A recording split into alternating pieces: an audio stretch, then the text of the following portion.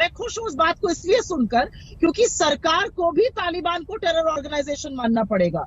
तालिबान का जो नाम यूएन सिक्योरिटी काउंसिल की रेजोल्यूशन से निकाल दिया गया, जिसकी अध्यक्षता भारत ने करी, मुझे लगता था वो गलत है, उसमें संशोधन होना चाहिए। लेकिन मैं फिर से कहूंगी कि पाकिस्तान किस बूते पर कूद रहे हैं मुझे समझ में नहीं आ रहा है। और मैं अपनी सरकार से अपेक्षा करती हूँ, आशा करती हूँ और पूरा विश्वास है कि वो आतंकियों को के साथ किसी भी संबंध को बढ़ावा नहीं देंगे।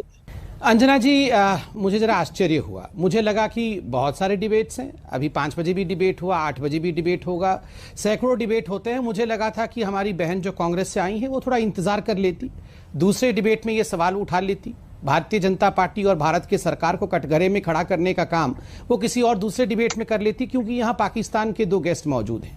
बहरहाल उन्होंने वही किया जो हर दिन करती हैं, यहाँ भारत के सरकार को कटघरे में खड़ा किया और उन्होंने सवाल भी पूछा पाकिस्तान से कि आखिर पाकिस्तान किसके शह पे उछल रहा है। बिल्कुल सही बात है, पाकिस्तान तालिबान की शह पे उछल रहा है, चीन के शह पे उछल रहा है, मगर कुछ तो कांग्रेस के शह पे भी उछल रहा है।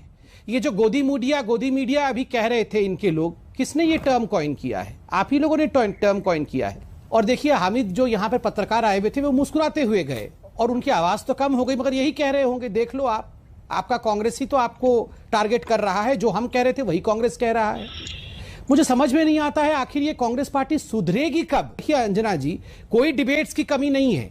प्रेस कॉन्फ्रेंस अभी राहुल गांधी ने थोड़ी देर पहले किया है, फिर एक कर लेते प्रेस कॉन्फ्रेंस, गाली दे देते भारतीय जनता पार्टी को और भारतीय जनता पार्टी की सरकार को। मगर पाकिस्तानियों की मौजूदगी में मैं आशा करती हूं कि भारत की सरकार आतंकवाद को बढ़ावा नहीं देगी, आतंकवाद के साथ खड़ी नहीं होगी। क्यों?